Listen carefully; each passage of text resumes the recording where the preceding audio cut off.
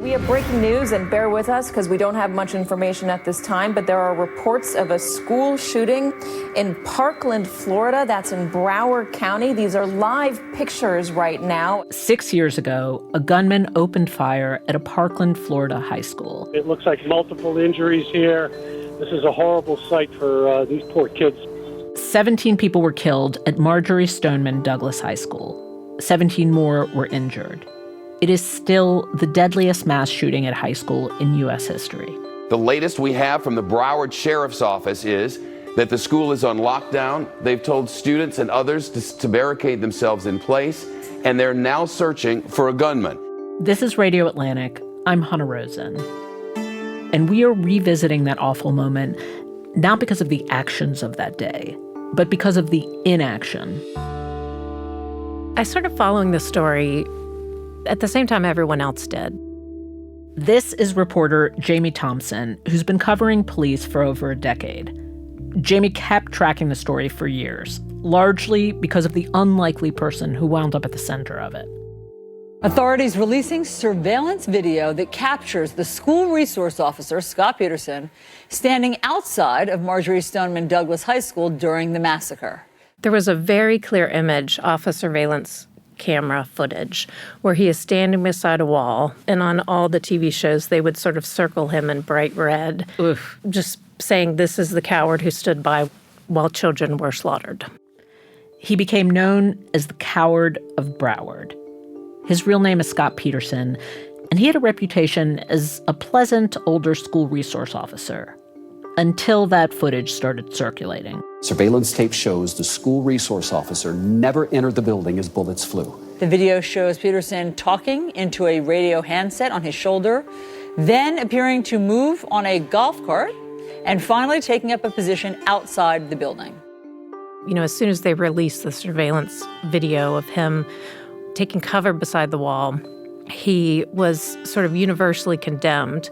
He was a coward and he froze outside the building instead of going in and engaging the threat. Jamie has written about the dilemmas that cops face in all kinds of situations, in standoffs, traffic stops, drug busts. But this scrutiny that Scott Peterson was facing presented a totally new set of questions, which she explored for the March cover story of The Atlantic. Why would an armed officer stand by while students were being shot? What is an officer's responsibility to face an armed shooter? And if he fails to do that, are we justified in labeling him the coward?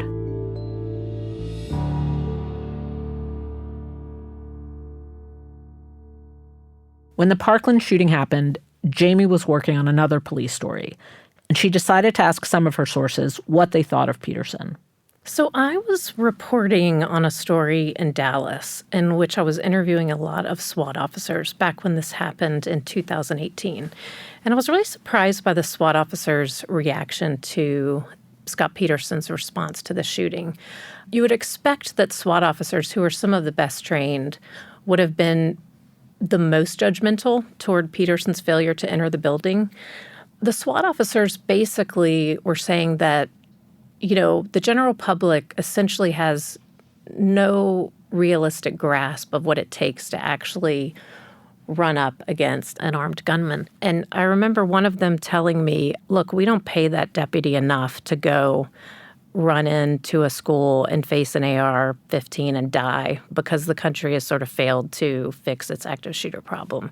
One SWAT officer I remember telling me that he wants to run away every single time someone shoots at him, and it's only through a lot of training and also the peer pressure of having other SWAT officers around that makes him able to keep pressing forward in the face of just fear. Our bodies do very unpredictable things when we begin to become afraid. And so I think their reaction to the shooting was so different than the general public's reaction that I just sort of kept following the story. And when the trial came around, I found myself really curious to just see how that would unfold.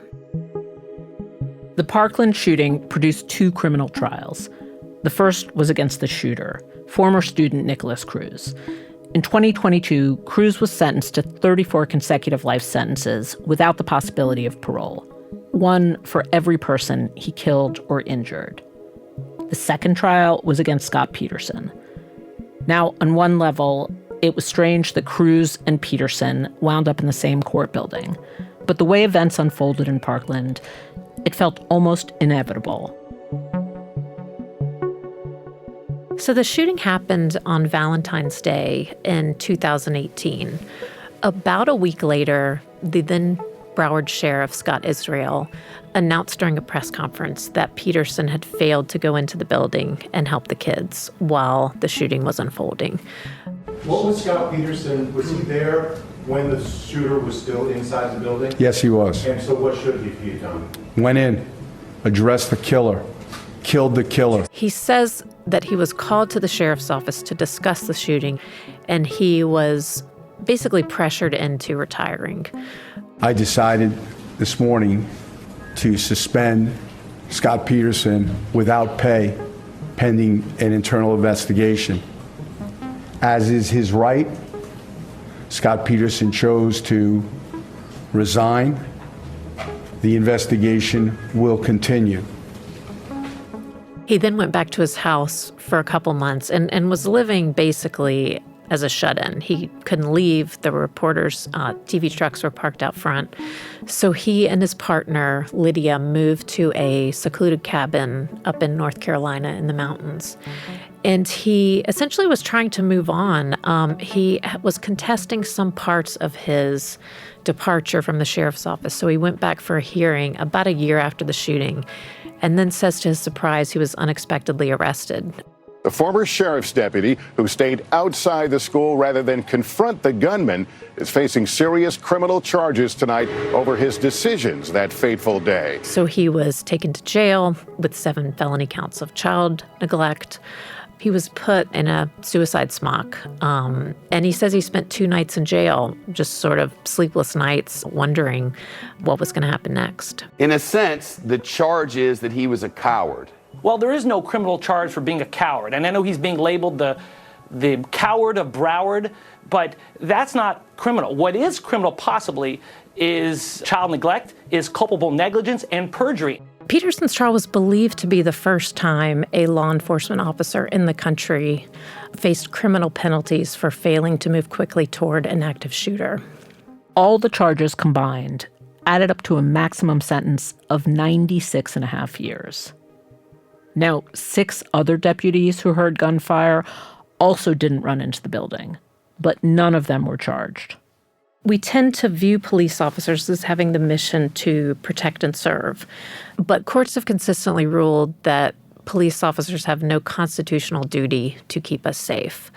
So Peterson's inaction that day, there isn't a law that easily matches up with what he did or did not do. So prosecutors use this, what was described as a novel legal strategy, to label him as a caregiver. So this would be like a nanny. That is one of the many ironies of this situation. The officer who was singled out as a coward for failing to run towards an active shooter is the same one who could most easily be compared to a nanny. A school resource officer is not investigating armed robberies. He looks into offenses like vaping or skipping school, or maybe fights in the lunchroom. And if you met him, I mean, he comes across like your grandpa. You know, he's funny, he's friendly, he's nice. He got along well with the students and staff. But in the courtroom, as prosecutors analyzed that video of him standing beside the wall, he was on trial as the coward who'd failed those students. It was from the point that Aaron Feist was shot that the defendant knew people were dying. It was from that point forward that he was the only hope for those victims, because he was the only hope to slow that shooter down. There were moments during the trial where the prosecutor assembled all the pieces and told the most horrible story of cowardice you can imagine. Just, you know, as kids are dying, this deputy is just failing to save them. It was a story where he was the clear villain and just a god-awful story. And I was watching Peterson at the defense table, and he just looked almost in physical pain over it. It seemed to me there was more going on there than just a criminal trial. It was him on trial as a human being. So Peterson was living with this very public label of shame, the coward of Broward, for a long time. And I asked Jamie, did it make sense to her that he was labeled a coward?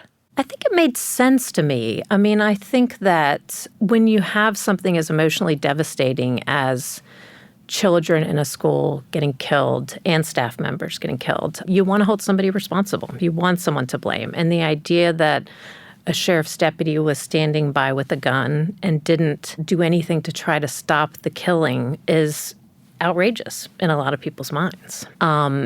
But he feels like he's been scapegoated. He feels like he's been blamed as a convenient villain when there was really lots of villains and lots of failed systems at work. So it makes sense as a morality play. It makes sense that grieving parents would feel outraged that the person charged with protecting their children didn't. And maybe it makes sense that the person most familiar with the school could have done more. But zoom out, and there's another question. How did we all land in a situation where the thin line between children having a normal day and mass carnage was a single grandpa type who had no experience and very little training facing down someone with an assault rifle? That's after the break.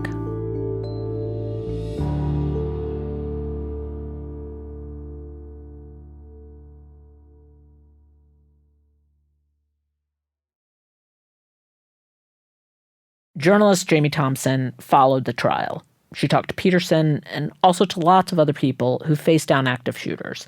She was trying to figure out what was incomplete about this story being told about Peterson. And she started with, when did this idea of a lone hero cop facing down a shooter become normal operating procedure? So back in 1999, if you recall, was the Columbine shooting. And cops who responded to that scene did essentially what they'd been long trained to do, which is to set up a perimeter around the scene and wait for SWAT. That approach has long been used primarily because SWAT officers have a whole lot more training than your average patrol deputy. They tend to be better armed. They tend to deal with more active gunman calls. They tend to have a better template for how to respond to that sort of situation. There's a couple. One in particular, very heartbreaking death in Columbine. There was a teacher by the name of Dave Sanders who really heroically saved just dozens of students, trying to get them out of the path of the gunman. He ended up getting shot, and he was in a science lab when you had two Eagle Scouts who were students were ripping up shirts, trying to help stop the bleeding. But he ended up bleeding out on the floor in the science lab because no one got to him quickly enough to help him medically. And so after Columbine, police forces really started to rethink their approach and basically came to the conclusion that they didn't have time to wait for SWAT. So that got us to the approach that is pretty much considered the professional standard at this point, which is called solo officer response. And that dictates that any cop who shows up on scene, even if alone, even if they only have a pistol, regardless of what equipment they have or what training they've been afforded, they are expected to run and find the gunman and try to stop the killing. A lot of these active shooter events are over before police even show up. So any delay can really significantly impact survival rates. So pre-Columbine, the approach was secure the perimeter and wait for SWAT. Now it's go in immediately, even if it's just you and a handgun against an automatic weapon. That's the ideal, and it makes for a satisfying hero scene in a movie. But in the real world, as Jamie found out, people who are poorly trained or not trained at all, they are much more likely to succumb to the body's primal fight or flight response. A sort of common saying in law enforcement is that officers do not rise to a moment, they fall to the level of their training. So this idea that we have that somebody is going to be presented with an incredibly difficult situation and just emerge to handle it beautifully doesn't really track with reality. That, to be able to handle an active shooter call, you've really got to have mastered several very difficult skills. One, you have to be able to shoot really well while someone is moving and shooting at you, presumably. Also, there's a whole biological cascade that's happening in your body that's very difficult to manage if you're not that familiar with how to deal with stress. So there's a lot of physical, technical, mechanical things that cops could be doing to improve their performance. But instead, we've spent a lot of time talking about shame instead of how to provide cops with better training. You talk to a lot of people who have faced active shooters, looked into training programs. What were situations where people were well prepared? So I think that the situations where responders were best prepared tend to fall in a couple categories. One is SWAT officers or some variety of SWAT officer shows up at the scene and they happen to have had a lot of training in gunfighting and how to manage stress. They've handled a lot of dangerous calls. They've got experience. Did you talk to anyone who does fit our image of what a hero would look like? I did. So I talked to a gentleman named Stephen Williford, who is a plumber. And he was at his home resting in Sutherland Springs, Texas, when a gunman showed up and started shooting his neighbors in a church nearby. And Williford, much like a movie action hero, jumped out of bed, ran out of his house barefoot, grabbed his gun and some ammo, and ran directly toward the sound of gunfire. He told me that he shouted just the first thing that came into his mind, which happened to be, "Hey." So he shouts, "Hey." The gunman comes out and starts shooting at Williford, who's taking cover beside his neighbor's pickup truck. And Williford does something that's pretty remarkable. We will often hear in police shootings, people are often critical of how many bullets cops fire in shootings. But he fired only 6 shots, each one of them carefully aimed, and ended up chasing the shooter away from the church. And in the aftermath, a lot of cops really marveled at his performance. And when I talked to Stephen Williford, what he told me is that he'd been shooting since he was 5 years old. He's very practiced with firearms. He would tell me about these drills that he and his church shooting pistol team would do. They called themselves the Sinners. And The Sinners? They called themselves the Sinners. That's pretty good.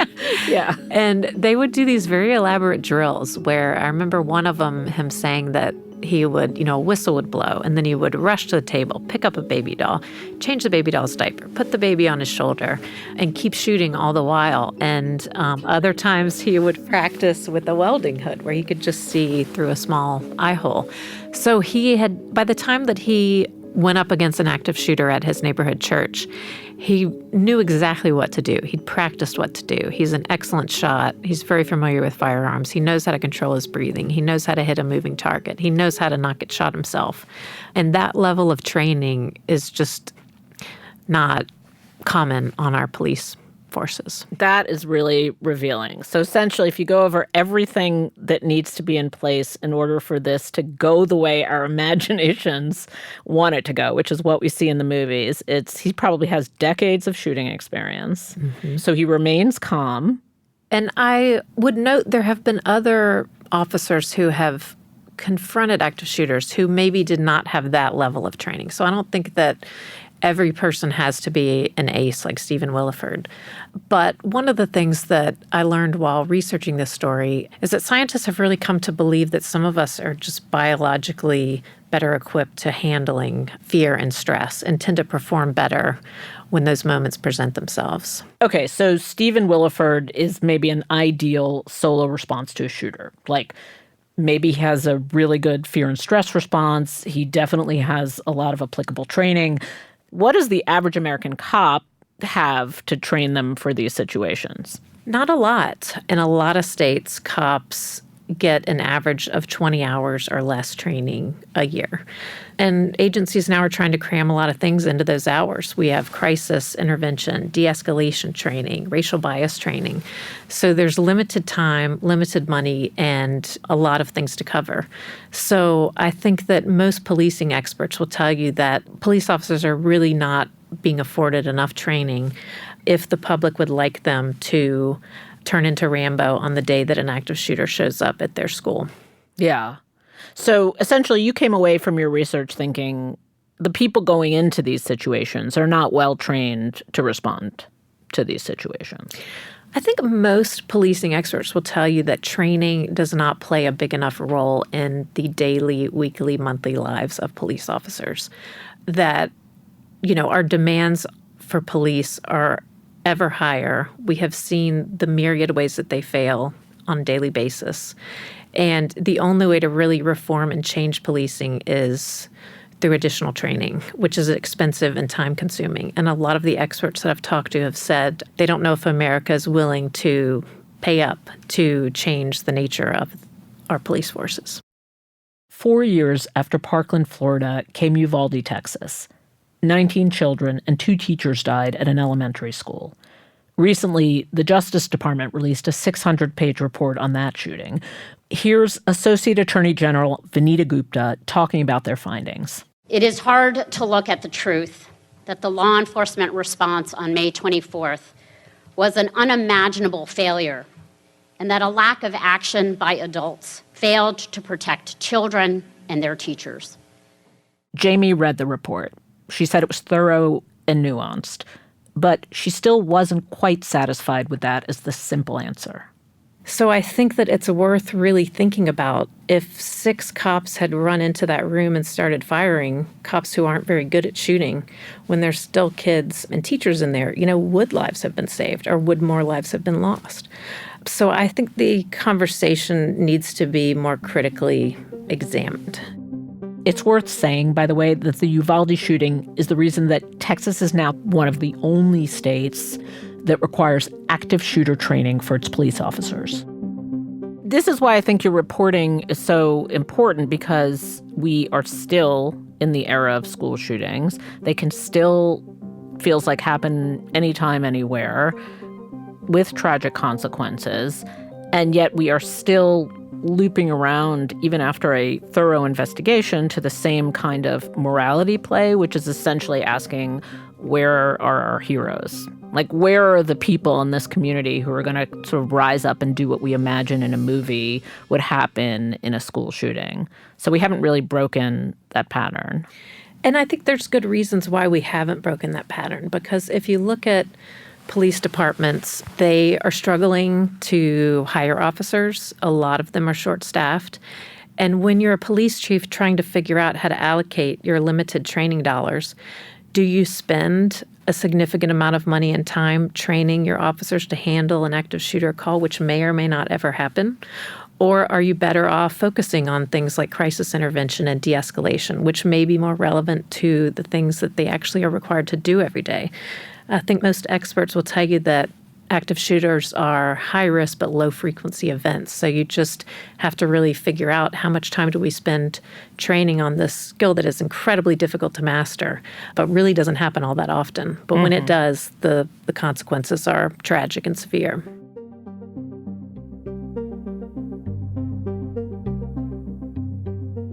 Last summer, Scott Peterson was found not guilty on all charges.